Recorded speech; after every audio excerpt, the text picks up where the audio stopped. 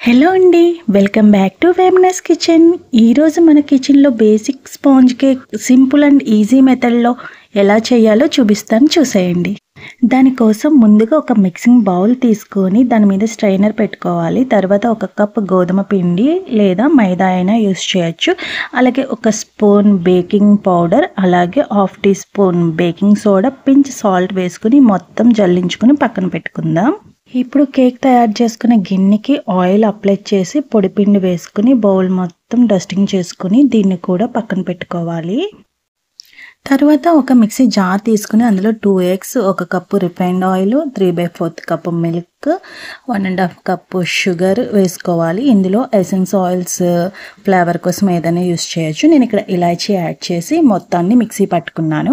ఇప్పుడు మనం ముందుగా జల్లించుకుని పిండి పక్కన పెట్టుకున్నాం కదా, అందులోకి ఈ మిశ్రమం మొత్తం వేసుకోవాలి.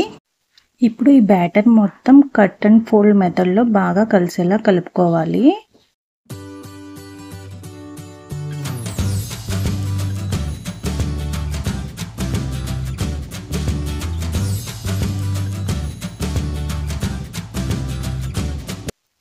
తర్వాత ఈ మిశ్రమం బాగా మిక్స్ అయిన తర్వాత మనం ముందుగా డస్టింగ్ చేసి పక్కన పెట్టుకున్న బౌల్లోకి కేక్ బ్యాటర్ మొత్తాన్ని వేసుకొని ట్యాప్ చేసుకోవాలి. ఈ బ్యాటర్ని మొత్తం ఇలా ట్యాప్ చేసుకుంటూ హెయిర్ బబుల్స్ ఏమీ లేకుండా సెట్ చేసుకోవాలి.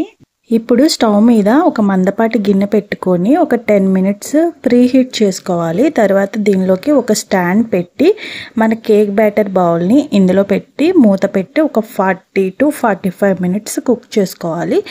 మనం మధ్య మధ్యలో నైఫ్తో చెక్ చేసుకుంటూ ఉండాలి. నైఫ్కి ఏమీ అంటుకోకుండా ఈజీగా వచ్చేస్తే కనుక మన కేక్ రెడీ అయిపోతుంది. స్టవ్ ఆఫ్ చేసేసి కేక్ మనం రూమ్ టెంపరేచర్ వచ్చేంత వరకు వదిలేయాలి. ఇలా రూమ్ టెంపరేచర్ వచ్చిన తర్వాత మనం దీని చుట్టూ ఇలా నైఫ్ పెట్టుకుని దీన్ని మనం కట్ చేసుకోవాలి. తర్వాత ఒక ప్లేట్లోకి టర్న్ అవుట్ చేసుకోవాలి.